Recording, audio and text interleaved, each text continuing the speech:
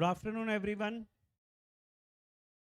Now, the last of the times, we were discussing the scope of the Indian income tax. And in this discussion, we have already addressed, the residence rule, which says if you are a resident of India, global income would be taxable in India. So that is the residence rule we have already addressed. Then second comes out is the receipt rule. Receipt rule also we have addressed, which says if the income is received in India or if it is deemed to be received in India, it is taxable in India. So that rule also we have addressed, that is the receipt rule. Receipt के बारे में कुछ खास चीजें हमने पढ़ी थी. Receipt means the first receipt. Receipt through check is also a receipt. Tension मतलब मैं बोल रहा हूँ वो सुन लो. Receipt means the first receipt. Received अगर चेक से है तो the receipt is right. Income is received where the check is received. And finally, what is received should be of the nature of income, a taxable income. If what is received is of the nature of a taxable income, then it is received in India. कल हमने फिर source rule भी पढ़ना चालू किया था. If the income is accrued in India or deemed to be accrued in India, it shall be taxable in India.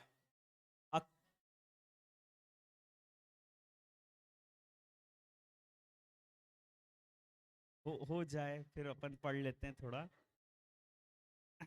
If the income is accrued in India or deemed to be accrued in India, then it is taxable in India. Accrued in India was about the timing of the accrual. When the income is accrued, it is about the timing. और हमने कल कहा था कि cell of goods में income accrue होती है when the ownership is transferred.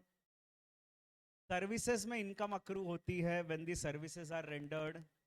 और इंटरेस्ट और सैलरी में इनकम अक्रू होती है. अक्रू तो होती है रेगुलरली, पर उसको पे करने की जो ऑब्लिगेशन है वो आती है पीरियोडिकली, मंथली और समथिंग लाइक दैट. तो ड्यू है पीरियोडिकली. अब ये तो हो गया about the timing of accrual rule. And our focus was not about the timing of accrual rule. Our focus is about the place of accrual rule.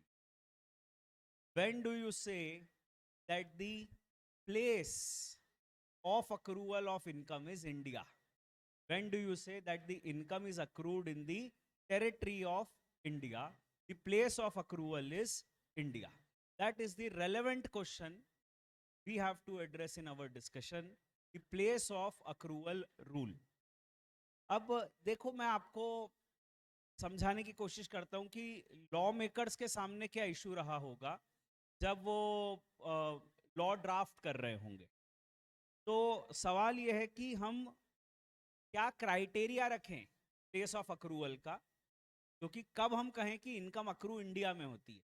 Law makers की दिक्कत यह है कि क्या क्राइटेरिया रखें. कई क्राइटेरिया है, उनमें से कौन सा क्राइटेरिया फिटेस्ट क्राइटेरिया होगा, प्रॉपर क्राइटेरिया होगा to decide the place of accrual is India. अभी देखो क्या क्या क्राइटेरिया उनके दिमाग में होंगे. मान लो कोई जॉब करता है, तो एक मान लो, take this example, there is an employ. This employ is a resident of India and he is working with a company. This company is the employer, it is a Netherlands based company. अब ये employ ने जब job के लिए apply किया था, उस समय उसका इंटरव्यू हुआ था and that interview took place in Dubai. So his interview happened in Dubai.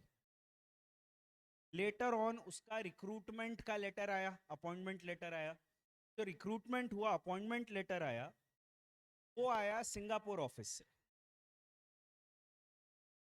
which was their Asia Pacific office that came from Singapore. फिर उसकी ट्रेनिंग हुई उसकी बेल्जियम में,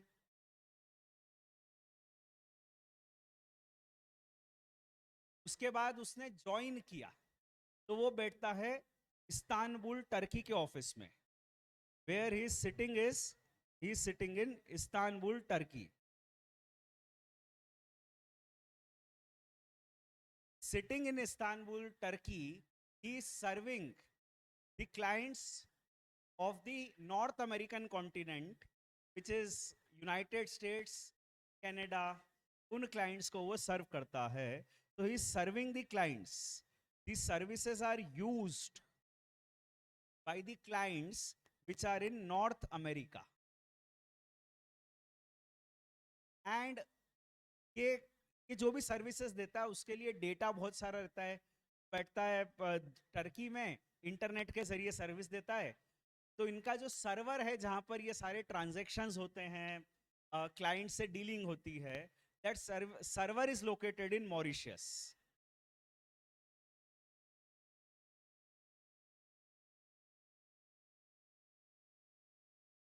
उसका चेक आता है, सैलरी का चेक आता है. ये चेक प्रोसेस होता है by the office which is in Denmark. Check process होता है उसका डेनमार्क के ऑफिस से, उसकी सैलरी की वर्किंग होके चेक प्रोसेस होता है. चेक उसको दिया जाता है of the royal LGT bank which is in Liechtenstein. Liechtenstein is a country near Germany. तो उसका चेक जो प्रोसेस होके आता है वो लिंचेस्टीन की बैंक से आता है, रॉयल LGT बैंक, उस बैंक का चेक रहता है. और ये चेक वो जमा करता है अपने बैंक ऑफ ऑस्ट्रेलिया के अकाउंट में, जो कि प्रोसेस होता है. अभी सवाल ये है लॉ मेकर्स के सामने, जब उन्होंने 1961 में इनकम टैक्स लिखा, कि हम क्या टेस्ट लगाएं for determining when the salary is accrued in India. What should be the proper test for accrual in India? That was the question before the lawmakers right in 1961. क्या test ये होना चाहिए कि एम्प्लॉय कहाँ का है, क्या टेस्ट ये होना चाहिए कि एम्प्लॉयर कहाँ का है, क्या टेस्ट ये होना चाहिए कि उसका सिलेक्शन कहाँ हुआ था या अपॉइंटमेंट कहाँ हुआ था, या उसकी पोस्टिंग कहाँ पर है, राइट, या फिर उसका जो भी जॉब है उसमें वो सर्विसेज किनको देता है, वो लोग सर्विस कहाँ यूज करते हैं, या फिर उनका सर्वर कहाँ पर है, या फिर चेक कहाँ से आता है, चेक कहाँ जाता है, किस ऑफिस से प्रोसेस होता है. What should be the criteria for determining the accrual of income in India? When do you say that the salary is accrued in India? ऐसी सैलरी है, ऐसी कई इनकम्स हो सकती. लॉ मेकर के सामने 1961 में ये क्वेश्चन रहा होगा कि कब प्लेस ऑफ अक्रूवल को इंडिया माने, क्या test, relevant test they for the place of accrual in India. That would have been the mindset of the law makers. तो लॉ मेकर्स ने क्या किया, इनकम टैक्स एक्ट लिखा, और उसमें उनके लॉजिक में, उनके विजडम में जो भी टैक्स प्रॉपर था वो टैक्स उन्होंने अप्लाई कर दिया. Whatever was correct in their wisdom, they applied the test. ये टेस्ट आपको सही लगे या गलत लगे, उन्होंने ये टेस्ट अप्लाई किया है. कहीं उन्होंने कह दिया कि पेयर कहाँ का है, जैसे एम्प्लॉयर इज द पेयर जो सैलरी दे रहा है, तो पेयर कहाँ का है वो देखो. कहीं उन्होंने कह दिया कि सर्विसेज कहाँ रेंडर की जा रही है वो देखो. कहीं उन्होंने कह दिया सर्विसेज कहाँ यूज की जा रही है वो देखो. कहीं उन्होंने कुछ और टेस्ट दे दिया. तो लाइकवाइज अलग अलग इनकम उन्होंने आइडेंटिफाई की और हर इनकम में अलग अलग टेस्ट दिया. और मेरा सिंपल रोल ये है, मैं ये टेस्ट आपको पढ़ के सुना दूंगा. देखो, सैलरी इनकम कब हम कहेंगे इंडिया में अक्रू, ये मैं अपने मन से नहीं पढ़ रहा हूँ, ये है section 9 of the Indian income tax act, उसमें लिखा हुआ है when does the salary accrue in India. I will just read it out, थोड़ा सा मैं समझा दूंगा, कुछ एग्जांपल ले लूंगा, इससे ज़्यादा और कुछ कर नहीं सकते हैं. ये टेस्ट आपको गलत लग रहा होगा कि नहीं सर हमारे हिसाब से तो ऐसा नहीं होना चाहिए, दूसरा टेस्ट होना चाहिए, तो मैं उसमें कुछ मदद नहीं कर पाऊंगा आपकी। मैं यही कहूंगा कि देखो कानून में ये दिया है, यही कानून है, आपको अच्छा लगे तो भी यही है, बुरा लगे तो भी यही है। आपको इसको बदलना है तो 2024 में चुनाव आ रहे हैं, ठीक है, पार्लियामेंट के मेंबर्स बदल दो, आप ही के चुने हुए लोग वहां जाएंगे जो आपके रिप्रेजेंटेटिव्स हैं, तो जैसा आप चाहते हो वैसा वो कानून बना देंगे। That is how it is going to happen right now. जो कानून है वो अपने सामने है। There are around 6 heads of income, 6 to 7 heads of income here. Heads are basically classifications. Head का मतलब होता है अलग अलग इनकम के लिए अलग अलग क्राइटेरिया है, तो हम उसको कह देते हैं हेड्स है। अब यहाँ पे आप देखोगे करीबन करीबन 6-7 हेड्स ऑफ इनकम है, राइट, जो आपको मिलेंगे। 7 heads are there in fact. तो हर इनकम में अलग क्राइटेरिया उन्होंने दिया है अक्रूवल का। अब मैं आपको देखो एक चीज बताता हूं, इनकम कब इंडिया में टैक्सेबल है, ये एक बहुत बड़ा चीज, और इसमें 3 फैक्टर्स हैं। 3 में से एक भी फैक्टर में आप फिट हो गए तो आप इंडिया के स्कोप में आ गए, राइट। बेसिकली हम कह सकते हैं कि मान लो इंडिया में एंट्री के 3 रास्ते हैं, 3 एंट्री गेट्स हैं, कि कोई भी एंट्री गेट का पास आपके पास है तो you are in the territory of India. तो ऐसे यहाँ पर 3 एंट्री गेट्स हैं। There are 3 types of passes. किसी भी पास में आपके पास है, अगर you have any kind of pass, you are into the territory of India. तो ये है 3 entry gates, 3 test, residence rule, receipt rule और सो रूल। अगर आप रेसिडेंट ऑफ इंडिया हो, कुछ भी देखने की जरूरत नहीं। If you are ROR, you are taxable in India, forget anything. If you have income, that income is taxable in India, क्योंकि रेसिडेंट की ग्लोबल इनकम इंडिया में टैक्सेबल होती। ठीक है, अपन ने कह दिया कि हम तो सर रेसिडेंट नहीं है, हम तो नहीं है रेसिडेंट, कोई बात नहीं। सेकेंड टेस्ट पर आ जाओ, whether this income is received in India, that is the question. If this income is received in India, it is taxable. कुछ भी देखने की जरूरत नहीं है। The moment you say the income is received in India, it is taxable in India. Even if you are a non-resident, even if it is accrued outside India, the moment it is received in India, it is taxable in India. अब section 9 का practical relevance कब आएगा? जब आप या तो non resident हो या नॉट ऑर्डिनरी रेसिडेंट हो, ग्लोबल इनकम आपकी इंडिया में टैक्सेबल, ठीक है। Section 9 will be applicable only if you are a non resident, not ordinary resident, plus this income is not received in India, because if it is received in India did not bother about section 9, क्योंकि आप तो वैसे ही taxable हो गए ना। अगर वो received in India है तो टैक्सेबल है, या आप ROR हो तो टैक्सेबल हो। तो पहले अपन ये सोच ले अपने मन में कि सेक्शन 9 का प्रैक्टिकल रेलेवेंस कब आएगा। सबसे पहले शायद हमको ये देख लेना चाहिए कि क्या हम ROR हैं तो बात ही खत्म, वी आर टैक्सेबल। नहीं है, चलो कोई बात नहीं। Whether income is received in India, ये देख लेना चाहिए। नहीं है रिसीव्ड इन इंडिया, तो अब आना चाहिए सेक्शन 9 पे, द सोर्स रूल। अब हमको इस रूल में हम पढ़ेंगे अलग अलग इनकम के बारे में, when this income is accrued in India. और ये टेस्ट लॉ में दिया हुआ टेस्ट है, जैसा कि मैं कह चुका हूं, we have to go through this test and apply this test only, which in the wisdom of the government is rational. अब सबसे पहला हेड अपन आते हैं salary. When the salary is accrued in India, salary income उसको होती है जो जॉब करता है, ऑब्वियसली। तो जो लोग जॉब करते हैं उनकी जो इनकम होती है सैलरी इनकम, तब हम कहेंगे this salary is accrued in India, that is the question. तो उसके लिए 2 रूल्स, रूल 1 एंड रूल 2, और इन 2 में से किसी भी रूल में आप फिट बैठ गए तो salary is accrued in India, ऐसा है। अब रूल 1 देखो, रूल 1 क्या कहता है? Salary is accrued in India if the services are rendered in India. If the services are rendered in India, salary is accrued in India. That is the test, that is the criteria. अभी जैसे अपना वो पिछला example जो था, उसमें मैंने कहा था बहुत सारी बातें बताई थी कि वो यहाँ रहता है, यहाँ जॉब करता है, etcetera. He is rendering the services sitting in Turkey. Turkey में बैठकर वो सर्विस रेंडर कर रहा है. तो हमारे एग्जाम्पल में the services are not rendered in India and therefore salary is not accrued India. ऐसा नहीं कह रहा हूँ services are rendered in Turkey, because that is immaterial. Turkey का टैक्स लॉ से हमको मतलब नहीं है कि वहाँ क्या लिखा होगा. हो सकता है वहाँ लिखा हो एम्प्लॉयर कहाँ का है, तो वो अपने को उससे ना तो मतलब है और ना वो रिलेवेंट है. फिलहाल अपना फोकस है and that is on where this are rendered. If the services are rendered in India, salary is in India. That is the test. Rule 1 for salary. There is another rule also. जो दोनों rules है उसमें से कोई भी एक rule आप satisfy कर दो, your income would be accrued in. तो रूल 1 सिंपल रूल है, salary is accrued in India if the services are rendered in India.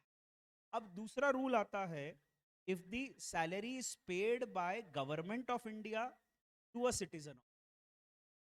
Salary is paid by the government of India to a citizen of India, even if the services are rendered outside India, still the salary would be accrued India.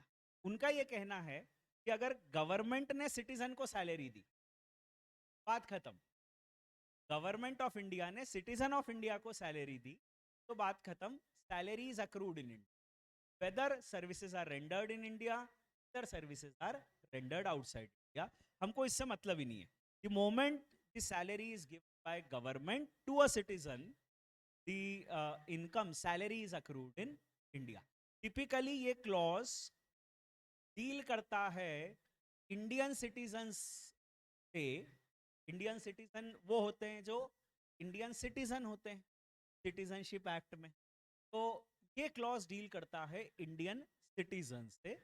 Indian citizen जो government के employees हैं. Think about the Indian city government के employ और उनकी posting India के बाहर है. ऐसे कौन लोग होते होंगे? Indian embassies, right? Indian embassies, they are citizens of India and they are working under the government of India.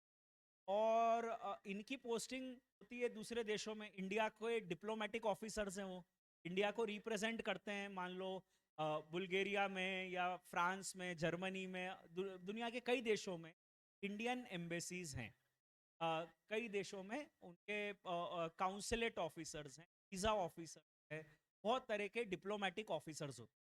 तो ये जो ऑफिसर्स हैं, they are citizens of India and employees of government. Their income is accrued in India even if the services are rendered outside. इसी तरीके से कोई Indian secret agency के employees हो सकते हैं. आईबी है, इंटेलिजेंस ब्यूरो है, या रॉ है, तो उसके एम्प्लॉयज हो सकते हैं. They are citizens of India and they are rights government employees. Government employees citizen of India, भले ही सर्विसेज इंडिया के बाहर दे रहे हैं, their income is accrued. Indian scientist हो सकते हैं जो डेप्यूटेशन पर दूसरे देश गए हैं. ठीक है, जैसे इंडिया में इसरो में कोई साइंटिस्ट थे और उनका एक्सचेंज प्रोग्राम चल रहा है साइंटिस्ट का.